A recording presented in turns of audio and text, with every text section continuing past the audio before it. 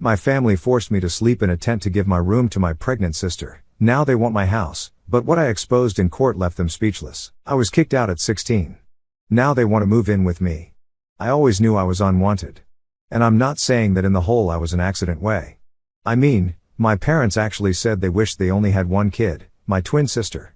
Yeah, they straight up told me that they only wanted her, and I was like some bonus they never asked for. Pretty messed up, right? So, growing up, it was like I was living in someone else's family. My sister, let's call her Sarah, was the star of the show. She was everything they ever wanted, and they made sure she knew it, too. She had her own room decorated all nice with pink curtains, a Disney bedspread, and shelves full of every toy you could imagine. She was like the little princess of the house, while I was basically the extra in the background. My room? It was this tiny space with an old bed that squeaked every time I moved and a dresser that had probably been around since the 1970s. Every morning was like a slap in the face. I'd wake up, hear my parents talking about how they couldn't wait to buy Sarah new clothes or take her to gymnastics or whatever. And meanwhile, I was left to figure out what I was going to do with my day. It's like they never noticed I was even there. And if they did, it was just to tell me to stay out of the way. I'd get, why can't you be more like your sister? So often it felt like it was my name. It wasn't just at home either. School was no escape. I remember this one time at parent-teacher conferences. They spent the whole time gushing over Sarah's finger paintings like she was Picasso. Meanwhile, my teacher handed them my report card and they didn't even look at it. It was like it didn't exist. I was busting my butt to do well in school, thinking that maybe, just maybe, if I got good enough grades, they'd pay attention to me. But it was pointless. Sarah was the golden child, and I was just there. I mean, she got everything. The nice clothes, the attention, even first dibs on food at dinner. She had this closet full of new outfits for every season.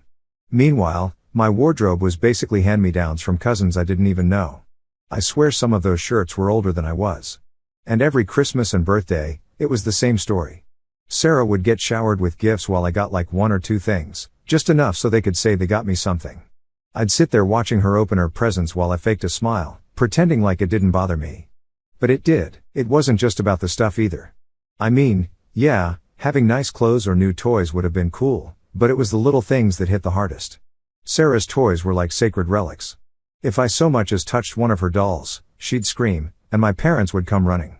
It didn't matter if I was just looking at it, it was always my fault. I'd get scolded for not respecting her space or being careless.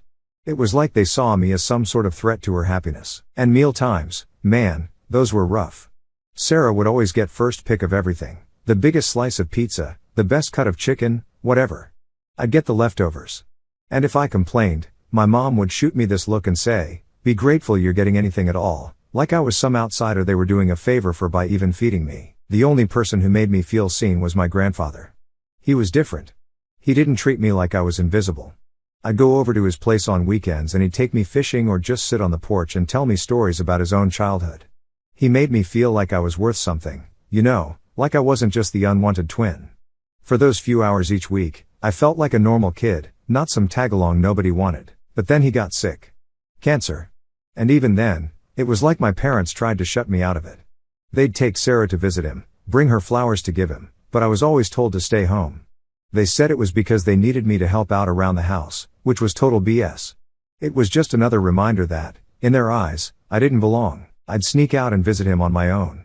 We'd talk, and he'd try to cheer me up, telling me how strong I was and how proud he was of me for sticking it out. But I could tell he was worried. When he passed away, it was like the one good thing in my life got ripped away.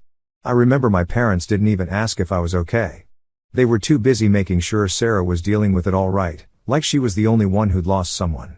At the funeral, they had her standing at the front with them while I was shoved to the back, almost like they were embarrassed to be seen with me. I felt more alone than I ever had before. After my grandfather's death, things got even worse. All the little bits of attention I used to get, like the occasional good job if I did something around the house, disappeared completely. It was like I was fading away, becoming this ghost in my own home. I'd sit at the dinner table and my parents would talk to Sarah like I wasn't even there. Family photos? Let's just say there's a great collection of my elbow or the back of my head. I'm pretty sure if someone looked through our family album, they wouldn't even know I existed. The resentment started to eat away at me.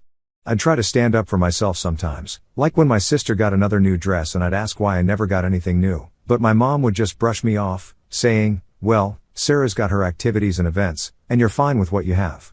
And if I kept pushing, I'd get yelled at for being selfish or making everything about me. So, I learned to keep my mouth shut. I became really good at blending in, staying out of sight so I wouldn't have to hear those words again. But even when I tried to disappear, it didn't stop the comments. My dad especially had this way of looking at me like I was a problem that needed fixing. He'd say things like, "You need to shape up, son. Why can't you be more like your sister?" It was like he genuinely believed I was the one screwing up by just existing. And of course, Sarah was all too happy to play into that. Anytime she wanted something, she'd turn on the waterworks and my parents would rush to her side. I learned pretty quick that it didn't matter what I did, I was never going to be their favorite. That's the thing about growing up feeling unwanted. It starts to mess with your head. You start believing maybe you really are the problem. I spent years trying to figure out what was wrong with me, why I couldn't just be the son they wanted. I'd lie awake at night staring at the ceiling, wishing I could disappear and make things easier for them.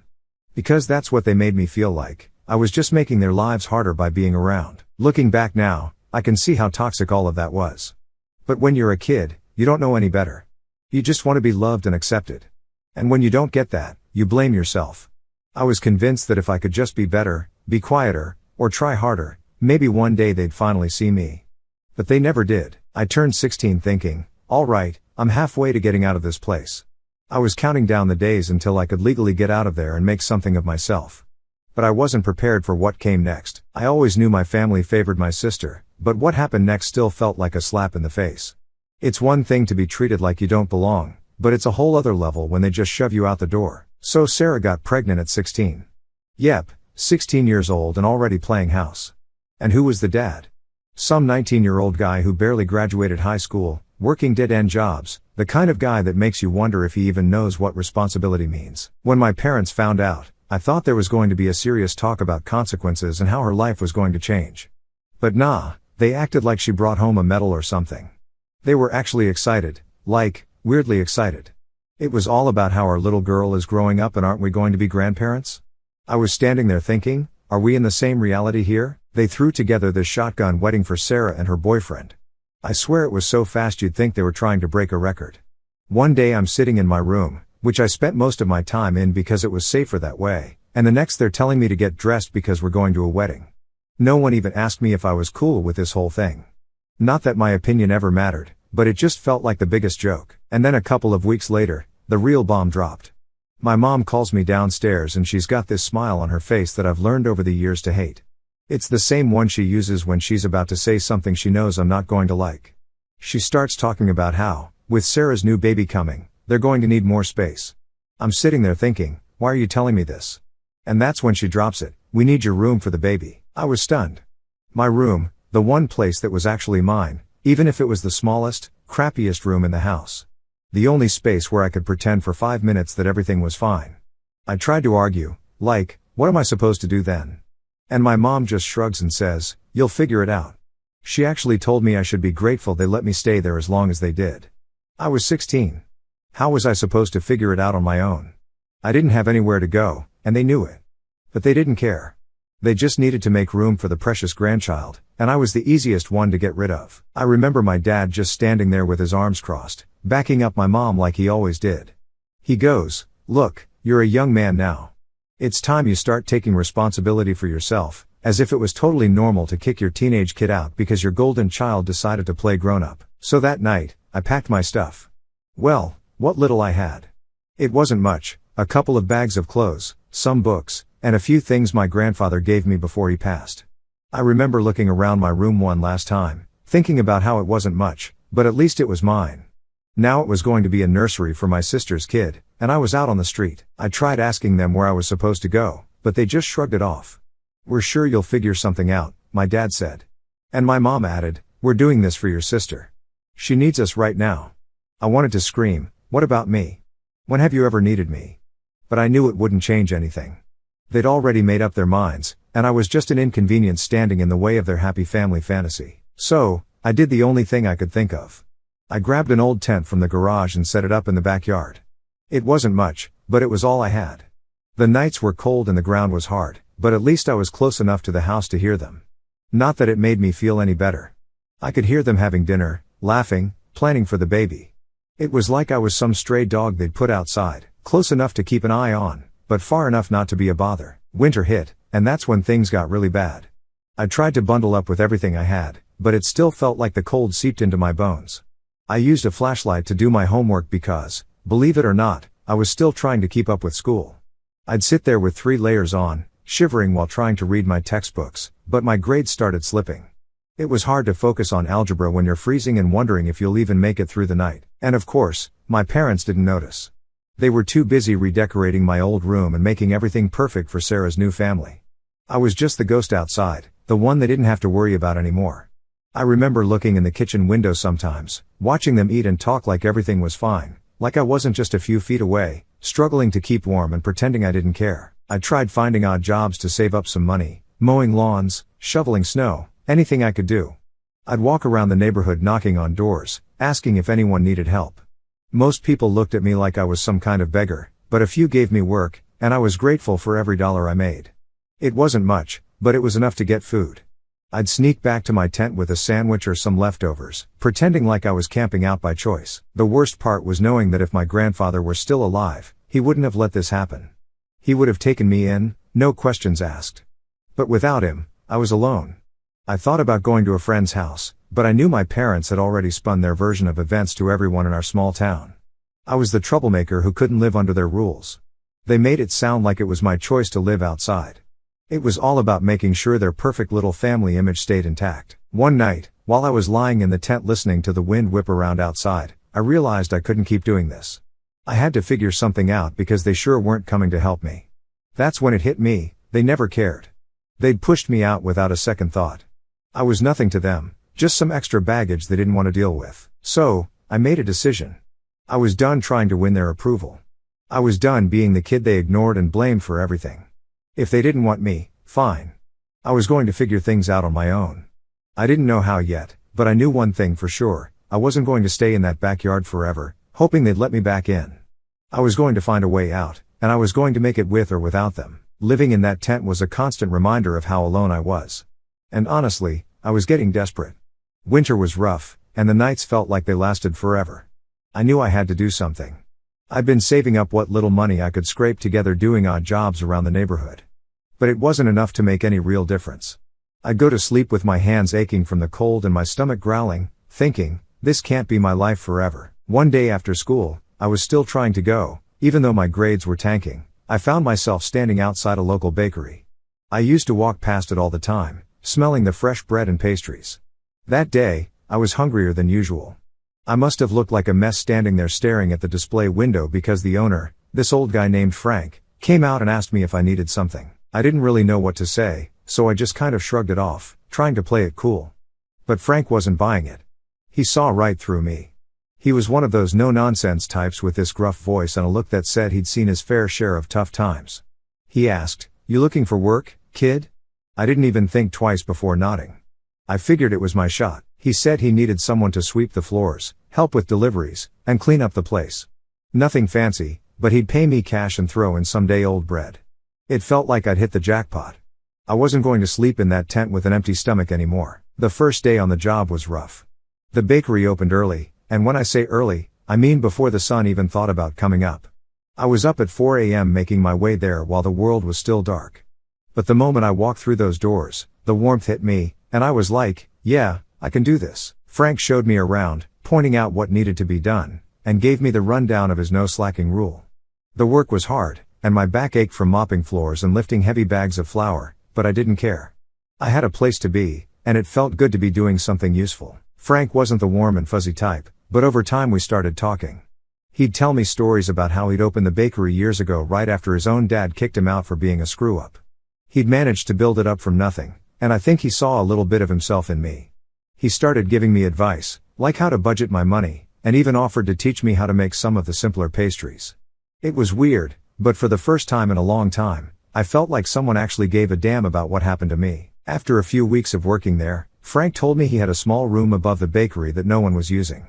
It was basically a storage space, but he said I could crash there if I wanted. It was a step up from the tent, and I was beyond grateful. I moved my stuff in that night. The room was tiny with a single bed and a window that barely opened, but it was warm, and I finally had a roof over my head. It was the best sleep I'd had in months. Waking up every day and having a place to go felt like a huge deal. I threw myself into the job. I figured if Frank was giving me a chance, the least I could do was work my butt off. I learned how to knead dough to make the perfect loaf of bread and even how to whip up a decent apple pie. Frank was tough, but he was fair, and he'd give me a nod or a grunt when I did something right. It wasn't much, but those little moments meant everything to me. One day after my shift, Frank sat me down. He had this serious look on his face, the kind that made me think I was in trouble, but instead he handed me an envelope. "You've been doing good work, kid," he said. "Here's your first proper paycheck." I opened it, and it was more money than I'd ever seen in one place before. It wasn't a fortune or anything, but it was enough to make me feel like I was finally on the right track. For the first time, I felt like I was moving forward instead of being stuck in one place. Working at the bakery became my routine. I'd wake up early, work until the afternoon, and then head to the library to use the free Wi-Fi to look for other job opportunities. I knew I couldn't stay at the bakery forever, but it was giving me the stepping stone I needed. I saved every penny I could, living like I was still in that tent and only spending on absolute essentials. I'd grab the day-old bread Frank offered and make it last a couple of meals, and I'd pick up cans of soup from the dollar store to keep things cheap. Frank and I never really talked about my situation, but I think he knew more than he let on. One night after closing up, he handed me a set of keys. "In case you ever need to lock up," he said, playing it off like it was no big deal. But I knew what it meant. It was trust. He trusted me to take care of his place, and that felt huge. I didn't have a family looking out for me, but in a weird way, it felt like Frank was looking out for me in his own gruff, silent way. The routine at the bakery kept me going, but it wasn't all smooth sailing. There were days when I felt the weight of everything. I'd see families walk into the bakery, parents with their kids, laughing and picking out treats together. It was like a punch to the gut every time. I'd have to step into the back room and catch my breath.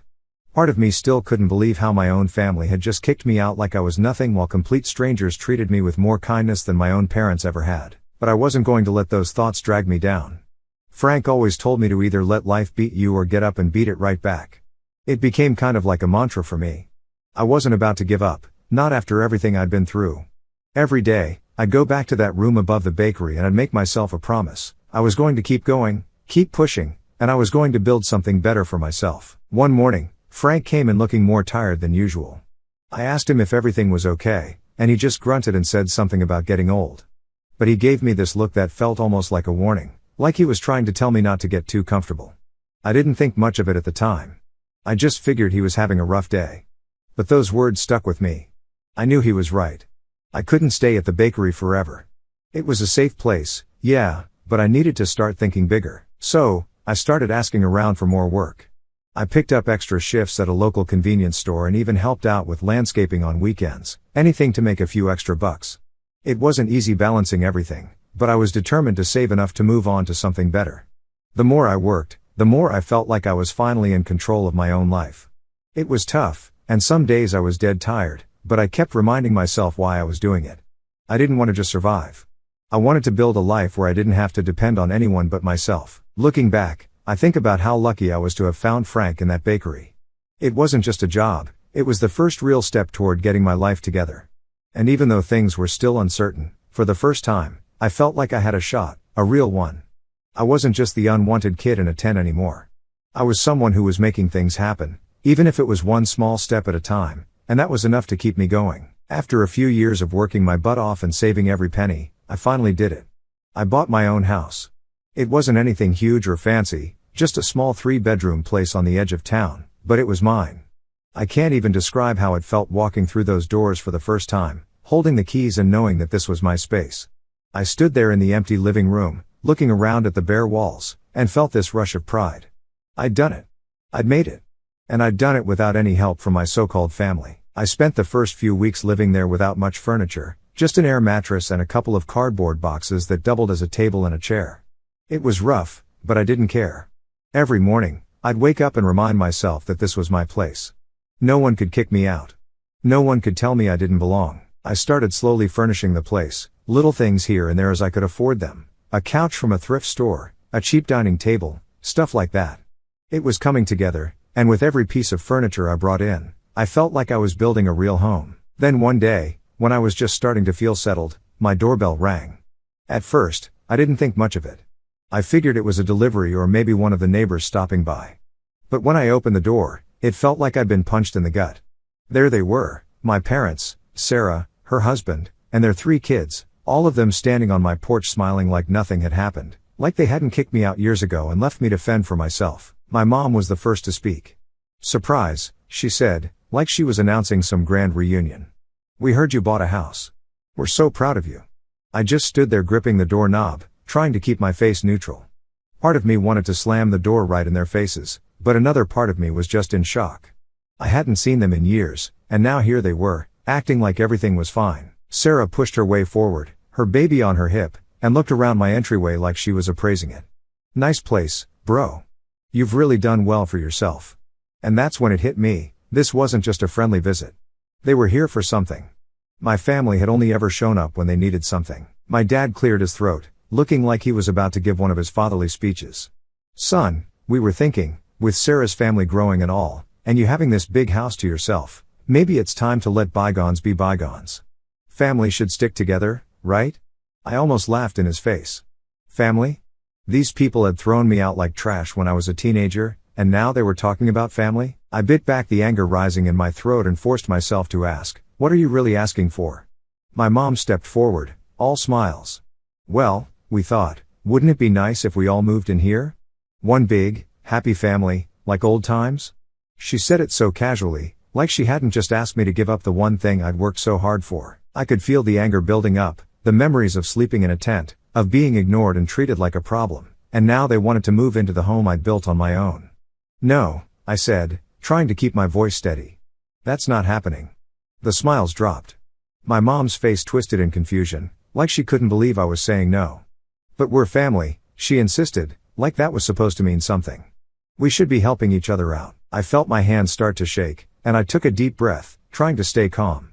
"Where was that attitude when I was 16 and sleeping in a tent in the backyard?" I asked. "Where was family then?" For a moment, they were silent. My dad's face turned red, and he puffed up his chest like he always did when he was trying to intimidate me. "Now listen here." "Oh no, you listen," I cut him off. "I built this place on my own without any help from you. I worked every day to get where I am, and I'm not letting you walk in here like nothing happened. This is my home, and you're not welcome here." Sarah's face twisted into this fake hurt expression. "Come on, don't be selfish. We need the space, and you owe us." That was the final straw. "Owe you?" I snapped. "I don't owe you anything. You all kicked me out when I was a kid, left me with nothing. And now you think you can just show up and take over? Get out." My dad's face turned even redder, and for a second I thought he was going to start yelling. But he just stared at me like he was seeing me for the first time. Maybe he finally realized I wasn't that scared kid anymore, the one who used to back down whenever he raised his voice. I wasn't backing down now. My mom tried one last time, her voice softer, like she was trying to guilt me. "We know we've made mistakes, but we're trying to make things right. We just want to be a family again." But I wasn't falling for it. "You want to be a family now that I have something you want," I said. "But that's not how it works. I've moved on, and you need to do the same." They stood there for a few more seconds, staring at me like they couldn't believe what they were hearing. But eventually, they turned and left, getting into their car without another word. I watched them drive off, feeling this strange mix of anger, relief, and sadness. I'd spent so many years waiting for them to care, for them to show up and finally be the family I needed. But now that they were here, I realized I didn't want them in my life anymore. I didn't need them. I shut the door, leaning against it as I let out a long breath. My hands were still shaking, but there was this sense of freedom washing over me. I'd finally stood up for myself, and it felt good. For years, I'd let their treatment define me, make me feel small and unimportant. But now I had my own life, my own home, and I was done letting them take that from me. I knew deep down that this probably wouldn't be the end of it. Toxic people don't just disappear when you tell them no. But for now, I felt like I'd taken the first step. I was learning how to stand on my own 2 feet, how to protect what was mine, and most importantly, how to say no without feeling guilty. I sat down in my now empty living room, and for the first time in a long time, I felt like I could breathe. This place was mine. It wasn't about proving anything to anyone. It was about building something for myself. I didn't need anyone's approval. I didn't need their acceptance. I was finally living my own life on my own terms. And I wasn't about to let anyone take that away from me. It had been a couple of weeks since my parents and sister showed up at my door.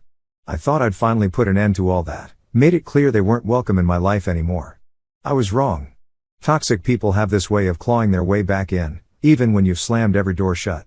And just when I thought I could finally move on, they found another way to mess with me. It started with a letter.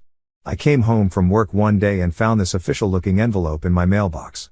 For a second, I panicked. I mean, I'd been doing everything right, paying my bills on time, keeping my nose clean. But my gut told me something was off. I ripped it open, and there it was, a legal notice. It said my sister was trying to contest my ownership of the house, claiming it should be shared as family property. My first reaction was disbelief. I stood there in my driveway staring at the paper like it was written in some foreign language. They really couldn't let me have this one thing, could they? I called a lawyer the next day. I wasn't about to let them take the one thing I'd worked so hard for. My lawyer, a no-nonsense woman named Karen, yeah, ironic, was clear. They don't have a leg to stand on, but they'll try to make it a hassle for you. She was right. For the next few weeks, they did everything they could to drag me through the mud. They claimed I'd taken money from them and used it to buy the house. They tried to make it sound like I was some ungrateful kid who took advantage of their generosity. It was all lies. I knew it, and they knew it. But that didn't stop them from trying to make me out as the bad guy. I started getting calls from people I hadn't heard from in years, old family, friends, cousins, people who didn't know anything about what I'd gone through. Why are you doing this? They'd ask. Why can't you just let your family in? It was frustrating. No one cared to ask what really happened. They just heard my parents' side of the story and assumed I was the villain. I felt like I was back to being the kid they pushed aside, the one who was always wrong no matter what, but I wasn't that kid anymore. I wasn't going to let them mess with my life. So I pushed back. I gathered every receipt, every document showing that I'd saved my own money, worked my own jobs, and built my life without them. And then I decided to take it a step further. I wanted to know exactly how they thought they had any right to my house. So I asked my lawyer to dig into the family's financial records. A few weeks later, she called me into her office. I thought it was just going to be a regular update. But when I walked in, she had this look on her face like she'd found something big. She handed me a stack of papers. "You need to see this," she said. And I could tell it wasn't going to be good. What I found out changed everything. Turns out my parents had been hiding a lot from me. Remember my grandfather, the only person in my life who ever really showed me love? Well, when he passed, he'd left me an inheritance, a pretty big one, actually.